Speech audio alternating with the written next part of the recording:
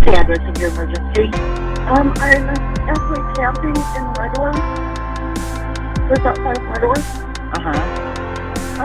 My 2-year-old son, we can't find him.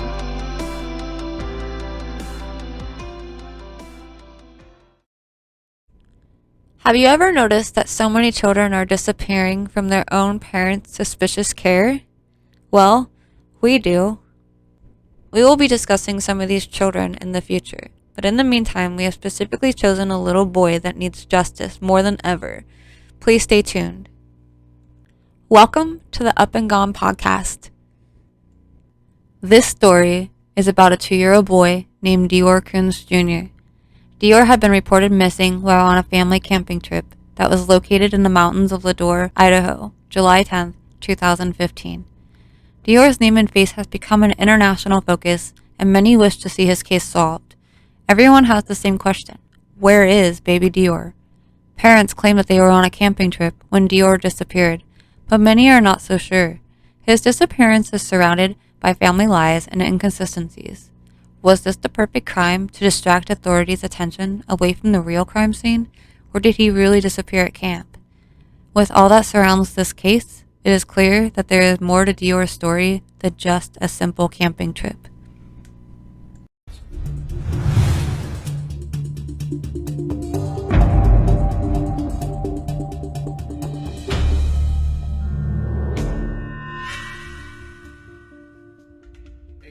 Was it 2:26? It was 2:36 when I called. It was 2:36 is when she called, and I was in the truck hauling down to the road trying to get service because I didn't think one bar would get it. So she got very, very lucky. I was blessed that she was able to get service because I didn't want to try and risk getting halfway through my talking to the 911 and have it cut off. So I went down to where I knew I can get a little service about a half mile down the road.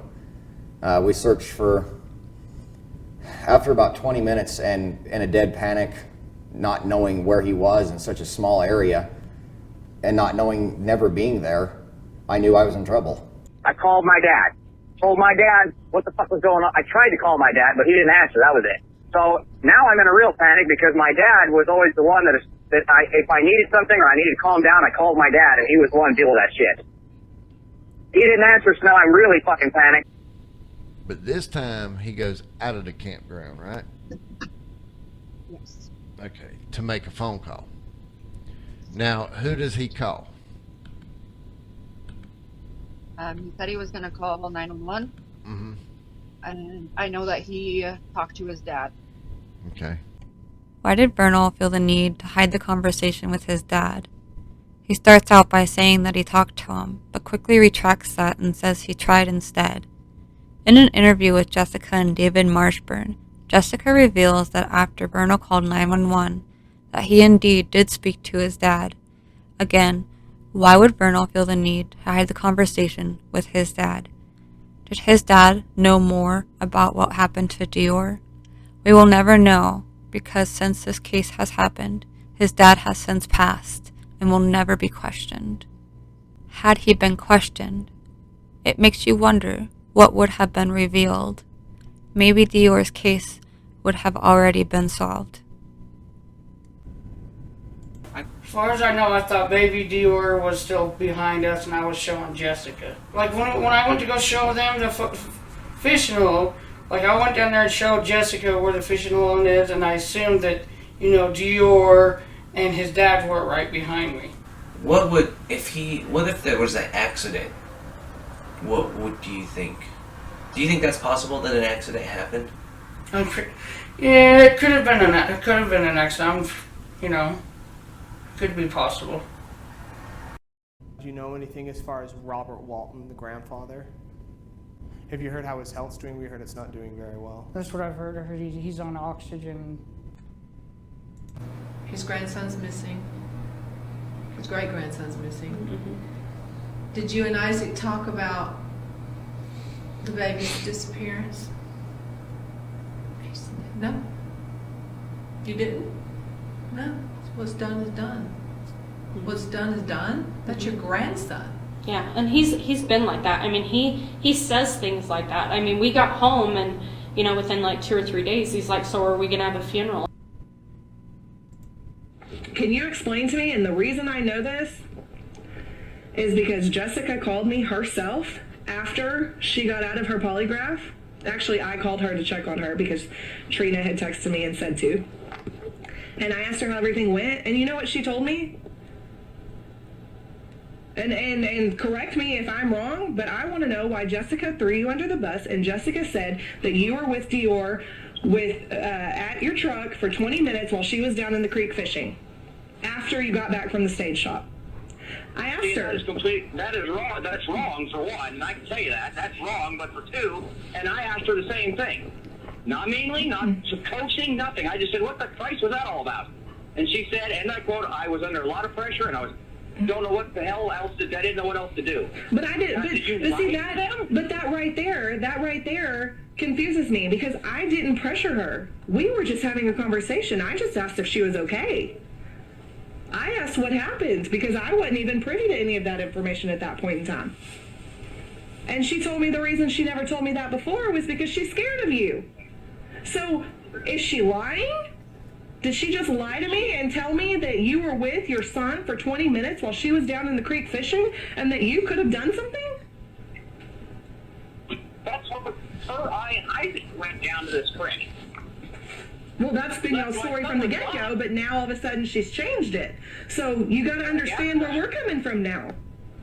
Yeah, I know, I understand. It's my word against, or it's her word against mine, but here's the problem. Since she comes back to everybody else, in both families, to everybody else except for law officials, and says that was wrong.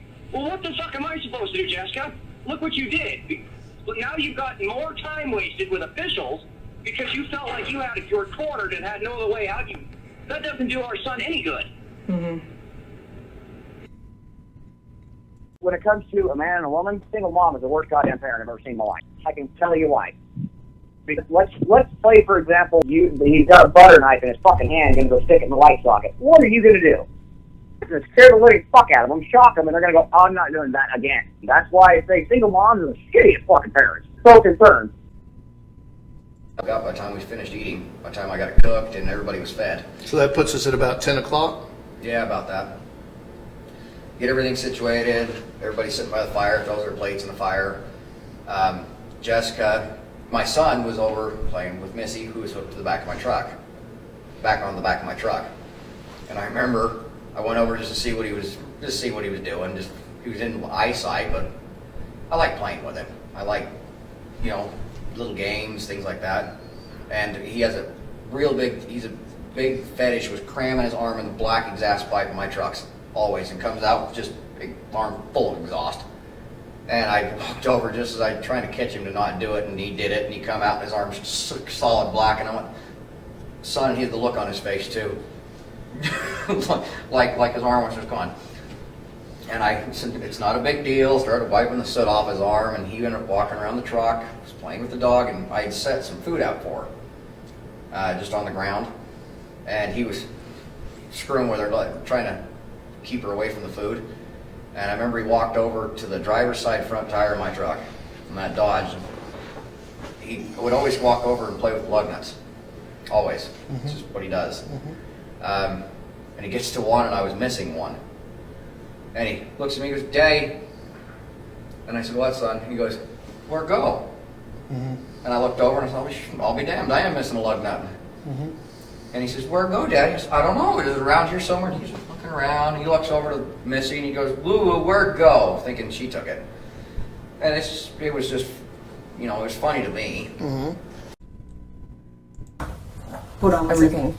Say had. SD card. Can I have what are yours? Has, don't say had. Pause? Yeah, let's pause. Okay. Can't do that. Yeah, I know social media can be a good thing, but it can also that's we just don't want anything twisted. Yeah, we don't want to twist it. So clear up any rumors that you've seen or heard. We need to talk about that. One thing that concerns me. We want to get to that. Deorr is gone. She sees her little son playing in the dirt with some toys.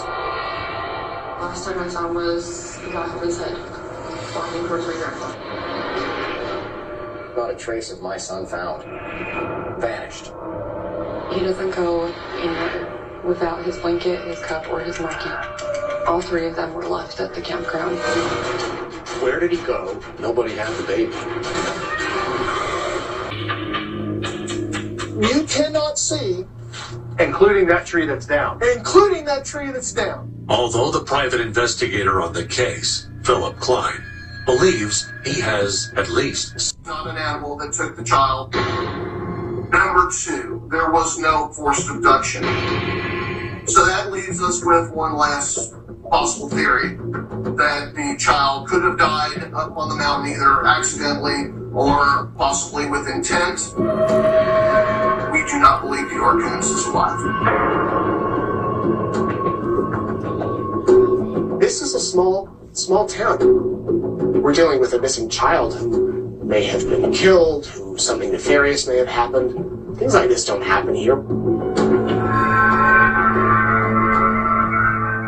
Shortly after Klein releases his findings, the sheriff at the time, Lynn Bowerman, makes a stunning move, naming Deorr Kunz's parents suspects. The parents of missing toddler Deorr Kunz Jr. are now suspects in his disappearance. The Limelight County Sheriff says they are at the top of his list. Basically, I was saying they were the top persons of interest, but, actually, yeah, I believe they're suspects.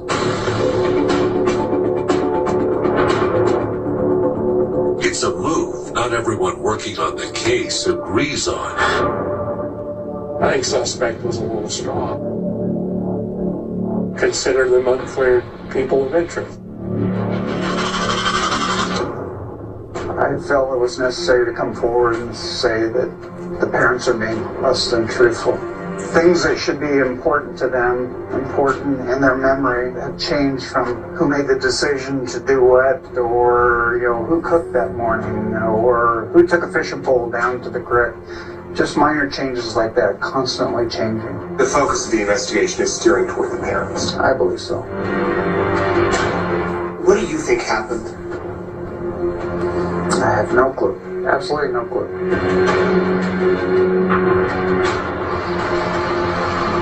But by summer 2016, nearly 1 year after Deorr Kunz disappeared, Sheriff Bowerman seems to have an idea. And his suspicions are starting to sound a lot like Philip Klein's. I'm moving more and more towards it being a homicide, strictly because we've ruled out the abduction, we've ruled out wild animals. The fact that we have no credible witness at this time that can clearly state he was at the scene. Not only am I not believing he was ever there, but I'm believing that we have a homicide.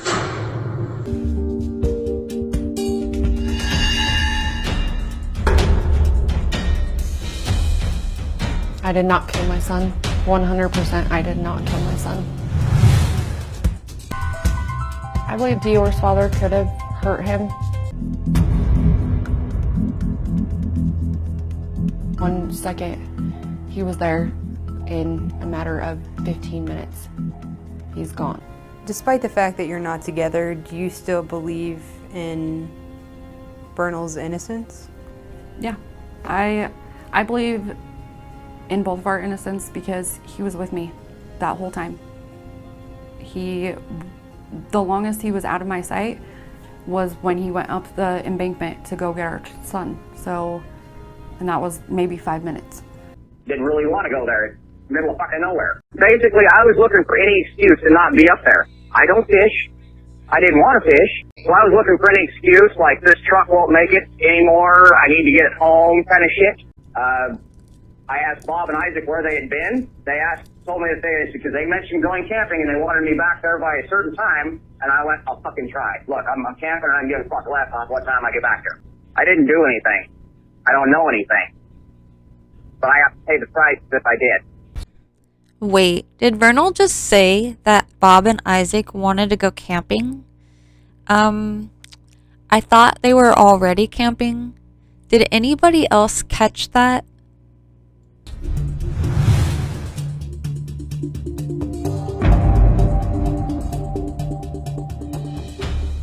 Of interest was a mistake, you think?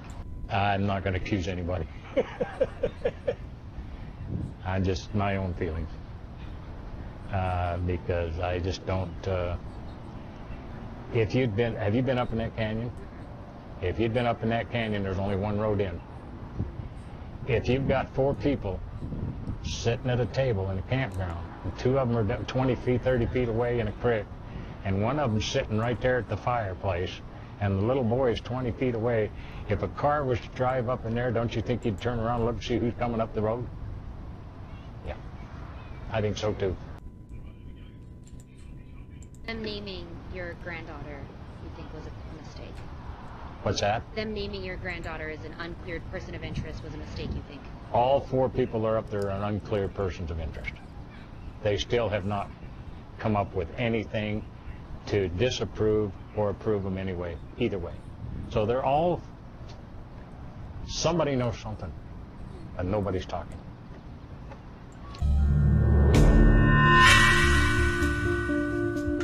They are trying to cover their an animal came and got. I mean, come on, who believes that? There would have been a large amount of blood and carnage. Number 2, an abduction. We have never received a phone call for ransom. 0 that indicates there was a child that was kidnapped. Bizarre case. Mysterious disappearance. Where is he?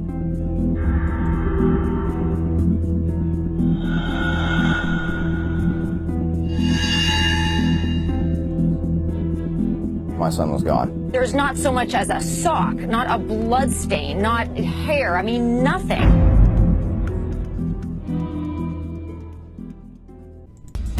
They fail not 1, not 2, not 3, but 4 polygraph tests. The parents are now considered suspects. Did you murder your son? Absolutely not. I didn't do anything wrong. Father's a liar. The mother's a liar. We believe they know where Deorr is.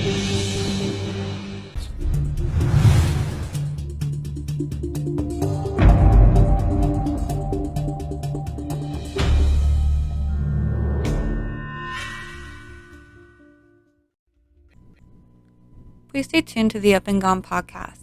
We will be doing personal interviews on thoughts and those who have been affected on Deorr's case. If you would like to be interviewed, please reach us at upandgone@gmail.com. If you have any information about the disappearance of Deorr Kunz Jr., please call 1-800-THE-LOST. And don't forget to push the like button and subscribe to our channel for more. To learn more on this case, please go to Justiceforbabydeorr.com.